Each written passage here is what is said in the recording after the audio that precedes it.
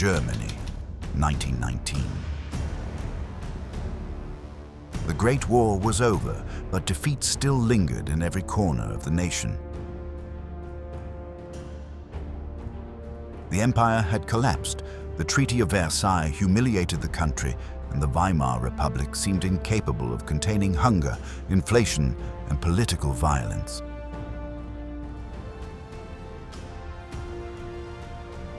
In that unstable landscape appeared a man with no office, no illustrious surname, and no clear future.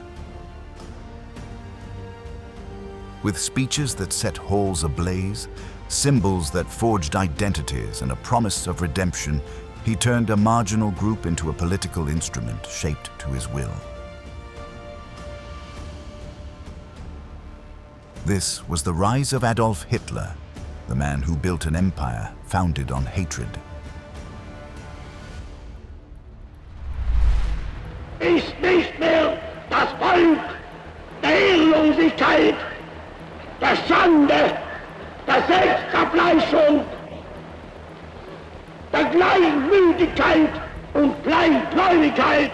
Nein, Herr, das deutsche Volk ist wieder stark geworden in seinem Geiste, stark in seinem Willen, stark in seiner Beharrlichkeit, stark im Ertragen aller Opfer, Herr! Before 1920, Adolf Hitler was neither a politician nor a recognized agitator. He was a demobilized soldier without formal education or a defined profession who worked as an informant for the Reichswehr, the German army reduced by the clauses of the Treaty of Versailles. That force's mission was not only military, but also political. It feared an internal revolution, especially one inspired by Marxism. For that reason, it monitored small political groups proliferating in post-war Bavaria, shaken by unrest. That was how Hitler arrived at a meeting of the Deutsche Arbeiterpartei, or DAP, the German Workers' Party, in a Munich beer hall. The party had been founded in January 1919 as an expression of the ideological chaos of the post-war period. Its founders, Anton Drexler and Karl Harrer, sought to channel workers' discontent without resorting to Marxism, which they viewed as an existential threat to Germany. They wanted a popular nationalism, an ethnic community united by blood and shared destiny. The atmosphere was crude, heavy with resentment. A handful of men argued about defeat in the First World War, internal betrayal, and fear of Bolshevism. There was no grandeur or strategy, only scattered anger.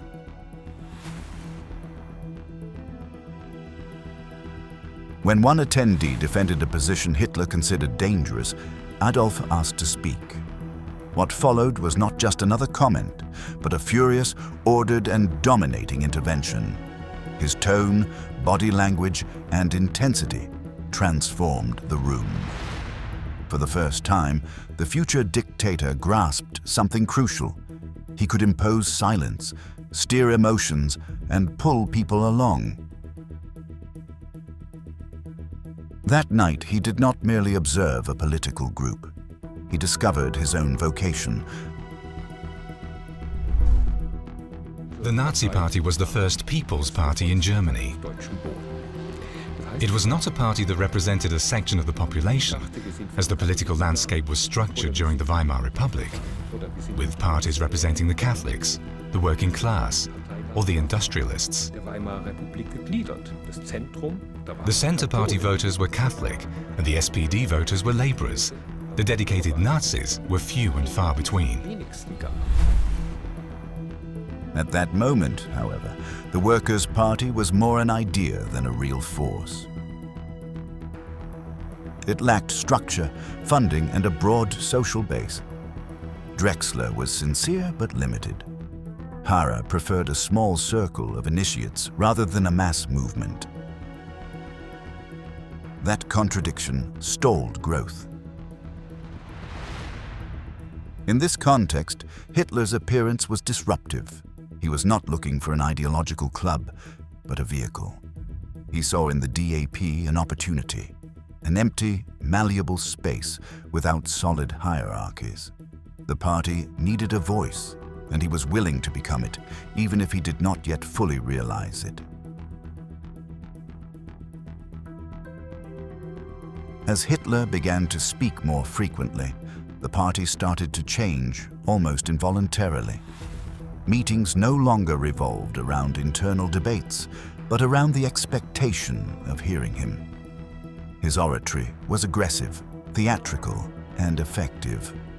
He did not persuade with complex arguments, but with simple images and clear enemies. Hitler gave his most significant speech yet, and a crowd of 6,500 listeners gave him a standing ovation before singing the national anthem. He knew how to work a crowd and always emphasized what he saw as the harshness of the Versailles Treaty, the threat of international Jewry, and the deceitfulness of Marxism.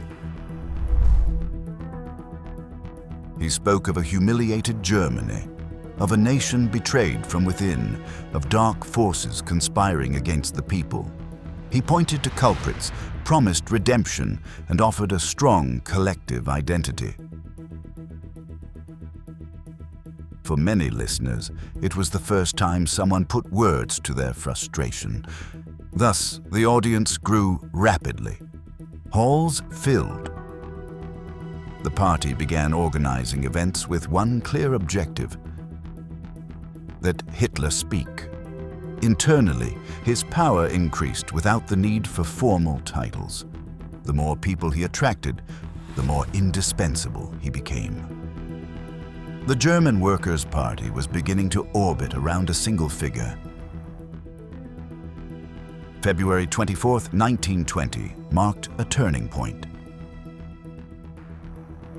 At a large assembly in Munich, the party publicly relaunched itself as the National Sozialistische Deutsche Arbeiterpartei, the National Socialist German Workers' Party. The new name sought to fuse nationalism with social rhetoric, appealing both to ruined middle classes and disenchanted workers. That day, the 25-point program was presented. It was not a coherent plan of government, but an emotional manifesto. Rejection of the Treaty of Versailles, centralization of power, vague promises of social justice, and above all, the exclusion of Jews from the national community.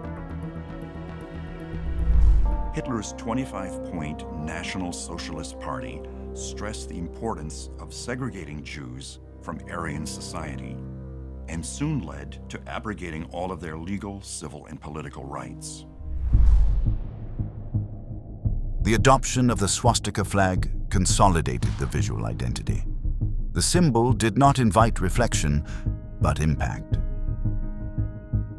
The movement understood something essential. To grow, it needed rituals, aesthetics, and an image capable of imposing itself on the streets. With growth, Hitler realized that spoken words were not enough.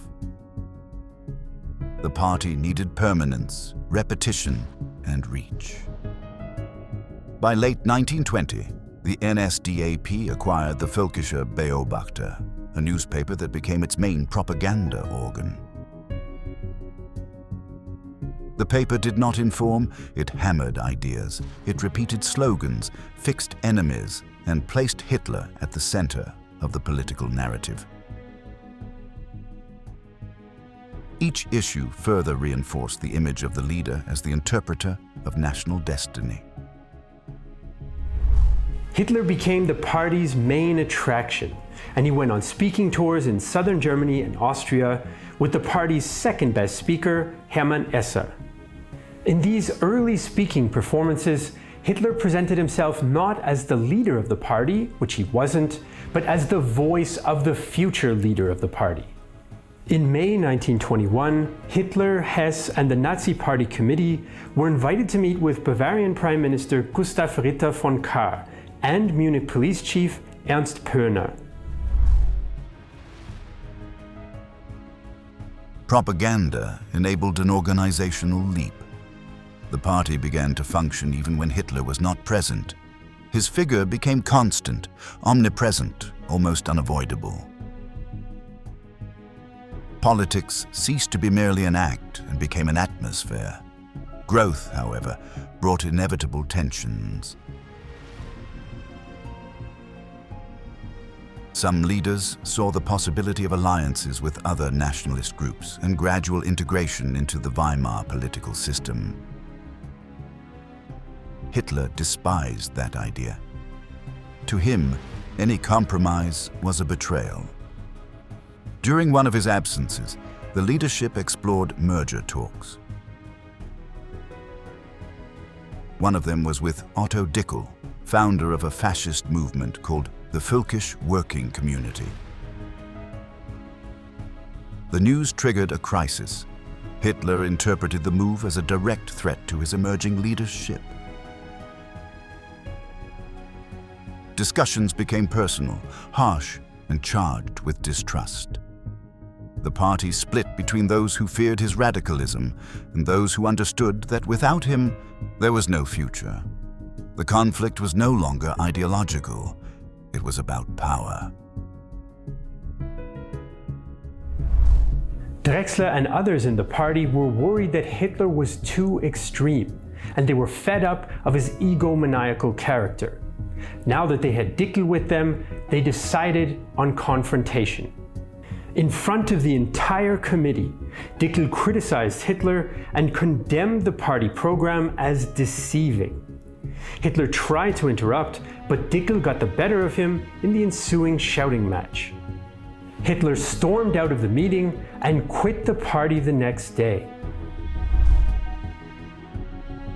The decision to resign after that internal clash in 1921 bewildered even his closest allies.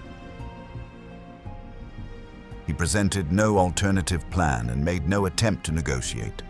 He simply left. Whether premeditated or impulsive, the move unleashed an immediate crisis. Without him, the NSDAP lost momentum. Meetings emptied again, new members stopped arriving, and the leadership was exposed.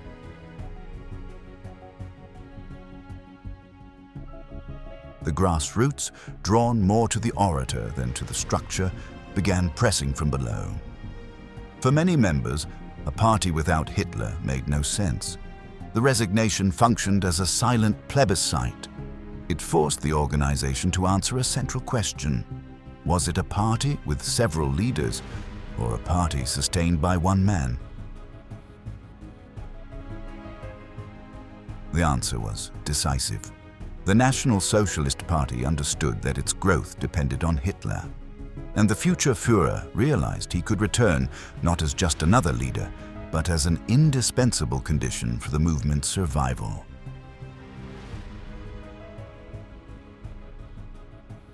When he agreed to return, he did so under clear, non-negotiable terms. He demanded absolute authority as internal discipline and the immediate end of any attempt to merge with other nationalist groups. He did not seek influence. He demanded control. On July 29, 1921, the leadership yielded. Hitler was elected chairman of the NSDAP with virtually dictatorial powers.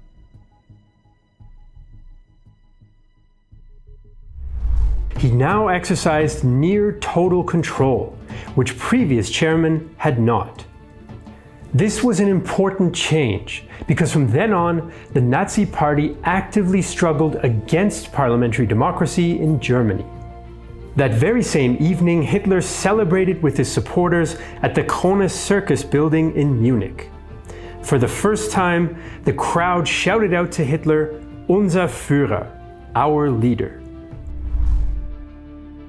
From that moment on, the Führerprinzip, the principle of the leader, was instituted, reorganizing the entire party structure. Vertical obedience replaced debate. Decisions were no longer discussed, they were executed. This change was not merely administrative, but cultural. The party ceased to see itself as a conventional political organization and began to function as a hierarchical community, ordered around the will of an unquestioned chief. From then on, the Nazi Party had no alternative leaders. It had a Führer, and everything else became an extension of his authority. With internal control secured, the next objective was the public space. In a Germany where politics was contested in the streets as much as in parliaments, Hitler understood that the movement needed physical presence, visible discipline, and the capacity to intimidate. A paramilitary structure was promoted under the cover of a sports section.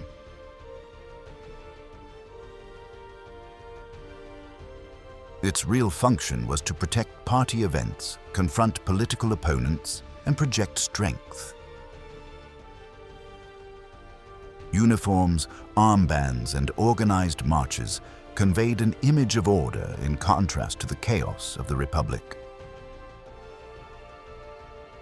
Political violence was not an anomaly in post-war Germany, but the Nazi Party began to integrate it as a central part of its identity.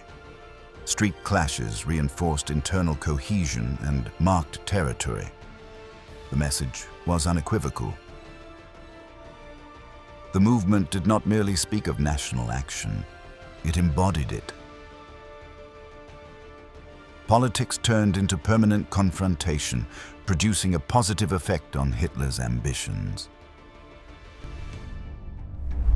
Once Hitler realized that he wasn't going to be able to take power by force, he decided he had to use the political processes to attain power.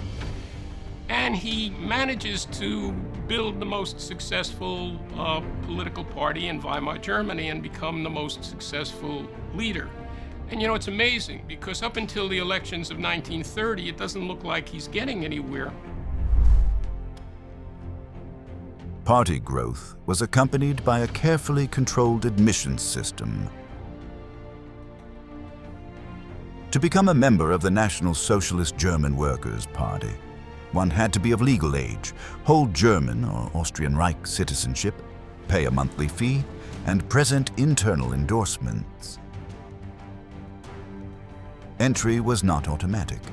It had to be approved by the local cell, and the decisive criteria were ideological and racial. The party excluded anyone who had belonged to Marxist organizations and required proof of Aryan blood purity. An openly racist and pseudo-scientific notion designed to marginalize Jews and other groups deemed inferior. Despite all this, Germans presented themselves in massive numbers demanding admission. The massive enlistments into the Nazi Party are no propaganda fabrication. A cameraman in Halle documents how popular it has meanwhile become to apply for membership to the NSDAP. Even a significant number of communists are happy to convert. By the 1st of May 1933, 1.6 million Germans will have joined the Nazi Party. The goal was not merely to add members, but to build a homogeneous, disciplined, and obedient community. The militant had to accept hierarchy, repeat the discourse, and carry out orders. Meanwhile, the Nazi Party did not grow chaotically. It selected, molded, and indoctrinated. In this way, it consolidated itself not only as a political force, but as a structure of absolute loyalty to the Führer. In conclusion, between 1919 and 1921, Hitler did more than rise within a party. He built a tool. The NSDAP was organized around a single leader with vertical discipline, constant propaganda, mobilizing symbols, and a political culture that normalized violence as a method.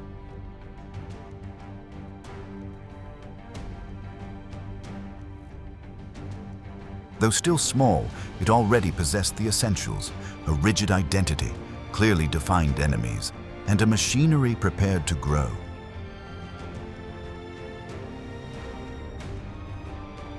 From those early years, the movement learned to turn crisis into fuel and adhesion into obedience.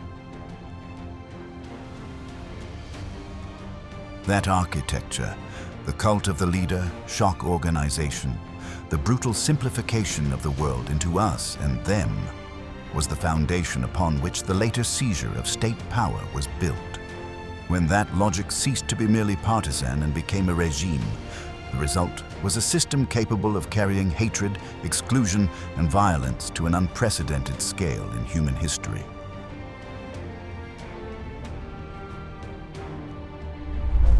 Thus, we reach the end. If you enjoyed this video, we invite you to join us in our next installment.